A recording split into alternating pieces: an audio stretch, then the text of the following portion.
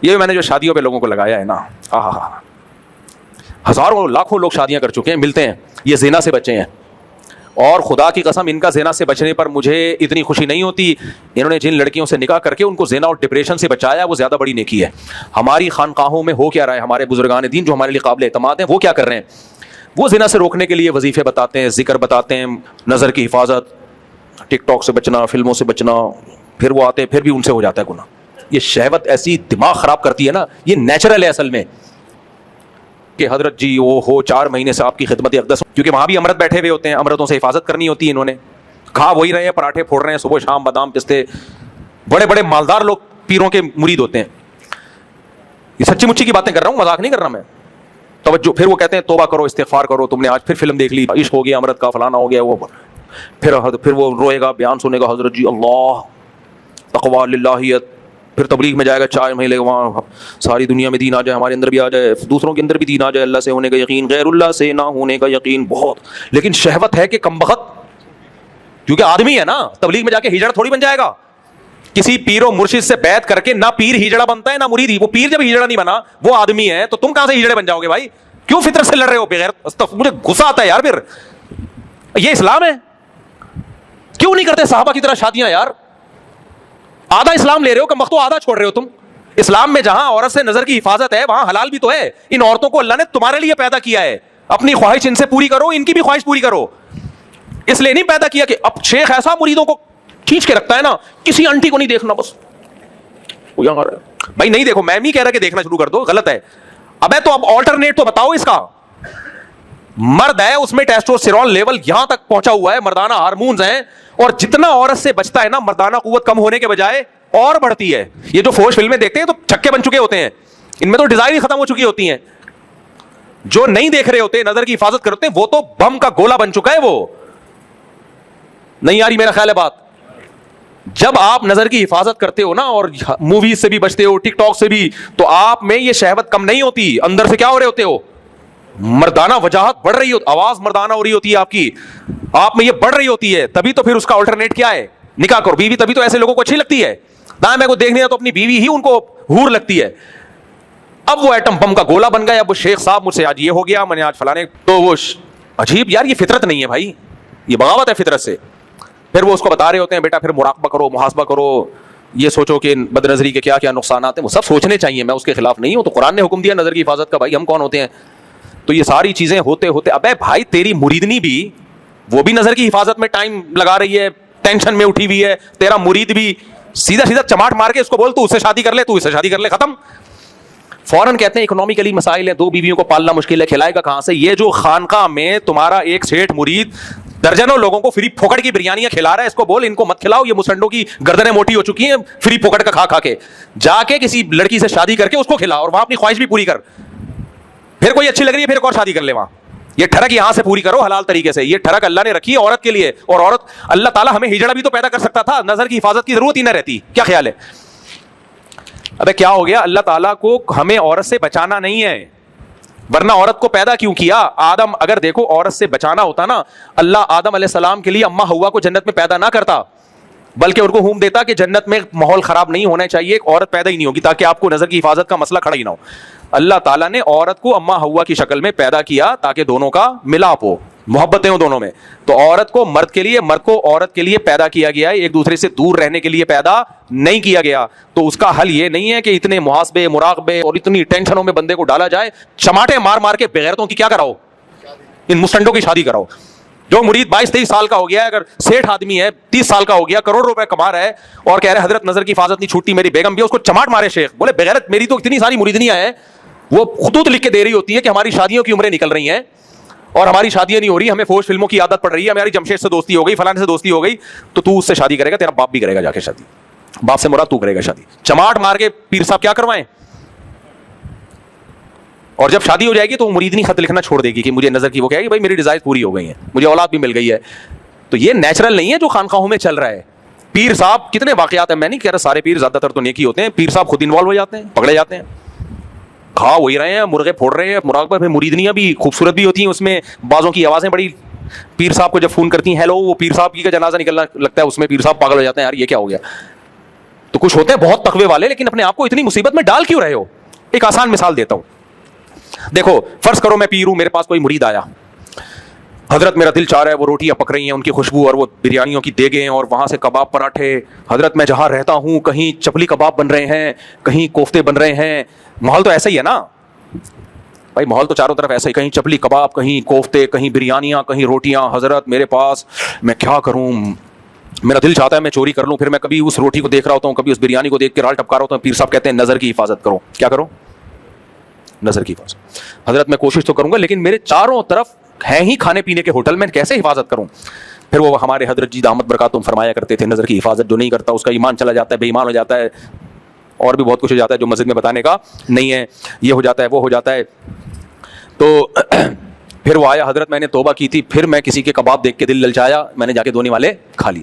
کوئی بات نہیں, گناہ گار کی توبہ اللہ قبول کرتا ہے, توبہ کرو, 100 دفعہ توبہ کر کے 100 دفعہ توڑے گا توبہ, پھر مایوس ہونا شروع ہو جائے گا, پھر کہے گا یار 2-4 ہزار میں 2-4 ایسے ہوں گے جو شاید بچ جائیں, 99% وہ چوریوں پہ ہی آ جائیں گے.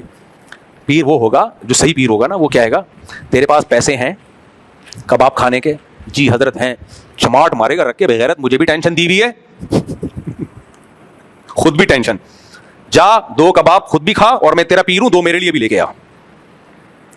تو میں عقل مند ہوں گا تو کیا کہوں گا, ایک چماٹ لگاؤں گا, بغیرت آدمی تیری جیب میں پیسے ہیں بھائی, اور تو کباب بھی کھا سکتا ہے, پراٹھے بھی کھا سکتا ہے, بریانیاں بھی کھا سکتا ہے, اور 6 انڈے یا 7 انڈے 8 انڈے بھی کھا سکتا ہے, تو پرہیز کیوں کر رہا ہے؟ اگر تو یہ نہیں کھائے گا تو ہوٹل والوں کا بھی تو نقصان ہوگا نا, ان کی دکانیں بند ہو جائیں گی بیچاروں کی, وہ بھی بیڑا غرق ہو جائے گا. تو جب آپ شادیاں کرو گے تو صرف آپ کا فائدہ نہیں ہے, لڑکیوں کے باپوں کا بھی فائدہ ہے, ان کی بھی ذمہ داریاں نمٹیں گی, لڑکیوں کو بھی گھر ملے گا, ٹھکانہ ملے گا. ساری لڑکیاں جاب پہ آ رہی ہیں کیونکہ شادیاں ہی نہیں ہو رہی ہیں, کما رہی ہیں, کوئی یہ کر رہی ہے, کوئی وہ کر رہی ہے, نکاح کرنے کے لیے کوئی کمبخت بغیرت تیار ہی نہیں ہے ان سے, کرتے بھی ہیں تو نہیں ابھی ایکچولی کر کے. تو جو مالدار ہیں جلدی جلدی نمٹا دیں تاکہ کنوارے پھر یہ نہ کہیں کہ ہم جب اسٹیبل ہو جائیں گے تو ہم شادی کریں گے. بولیں گے بھائی ہم تو رشتے مارکیٹ میں کیا چل رہے ہیں, شارٹ. صحابہ کے دور میں ایسا ہی ہوتا تھا, بیوہ ہونے کا انتظار کرتے تھے وہ لوگ, کوئی بیوہ ہو تو ہم نکاح کا پیغام بھیجیں, کیونکہ 2-2 مالداروں نے 2-2 3-3 4 ہزار کی بھی تھیں, غریب لوگ پھر کہتے تھے یار کوئی بیوہ ہو تو چلو بیوہ سے ہی کر لیں. تو لڑکیوں کی بھرمار ہے, اس لیے یہ نیچرل نہیں ہے. یہ جو کہا جاتا ہے نا کہ زنا نکاح اس لیے شریعت نے حکم دیا تاکہ ہم زنا سے بچیں, یہ تعبیر غلط ہے بھائی. زنا سے اس لیے بچائے تاکہ نکاح کریں, یعنی نکاح کوئی مجبوری میں نہیں ہے کہ زنا کا خطرہ ہے تو چلو آپ نکاح کر لو. نہ زنا کا خطرہ نہیں بھی ہے تو پھر بھی نکاح کرو, کیونکہ عورت کو پیدا آپ سے شادی کے لیے کیا گیا ہے اور آپ کو اس سے شادی کے لیے پیدا کیا گیا ہے.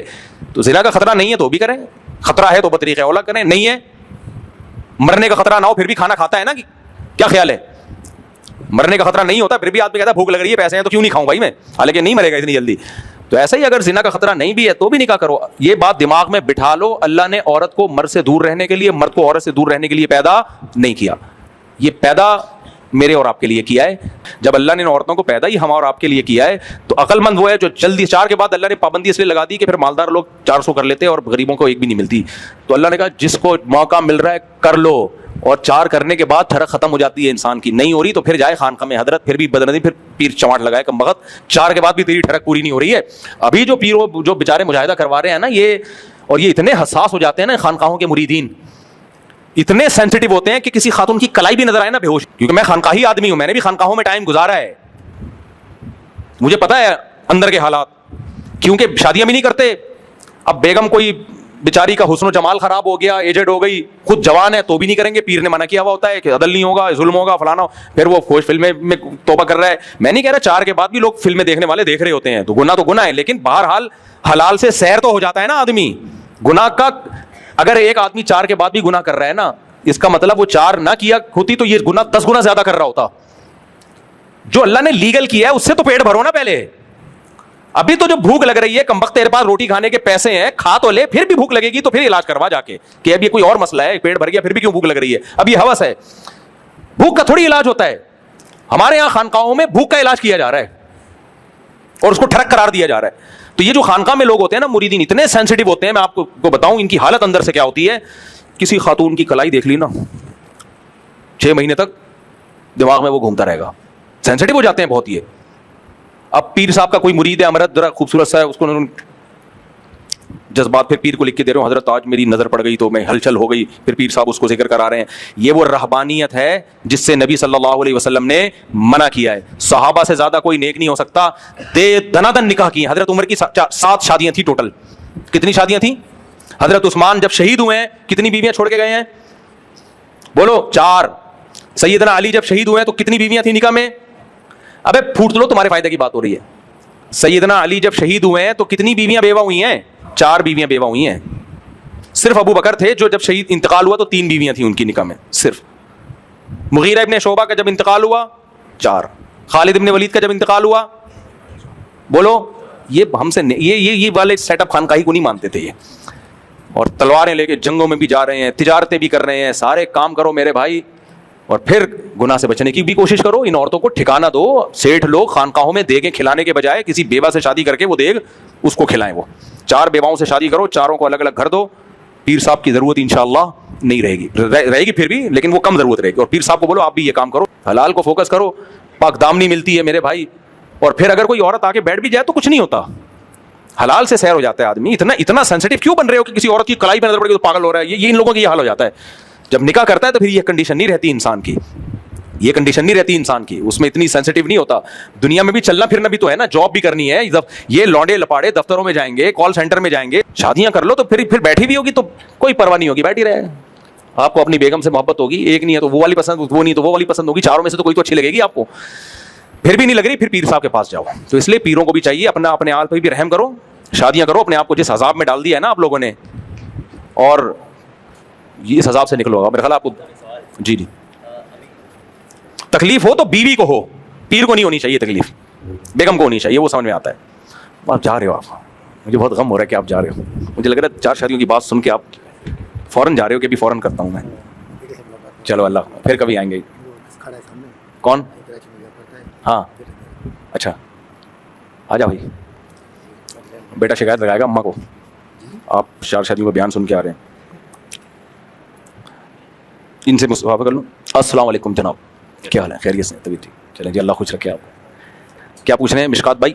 अभी एक यूट्यूबर है, उनकी वाइफ ने एक पोस्ट लगाई है, उसमें उन्होंने ये कहा कि अगर 4 शादियां ज़रूरी होती तो हज़रत आदम अलैहिस्सलाम जब तन्हा थे तो हवा एक बीवी के तौर पे भेजी। अगर ज़रूरत होती तो 4 बीवियाँ भेजते ताकि एक मर्द के लिए 4 बीवियाँ होती। और दोस्तों का ग्रुप भी नहीं बनाया कि दोस्तों में जाएं। हज़रत आदम अलैहिस्सलाम की जो सिर्फ एक बीवी थी ना, उसमें हिकमत थी ताकि तमाम इंसानों का बाप भी एक हो और माँ भी एक हो, ये हिकमत थी।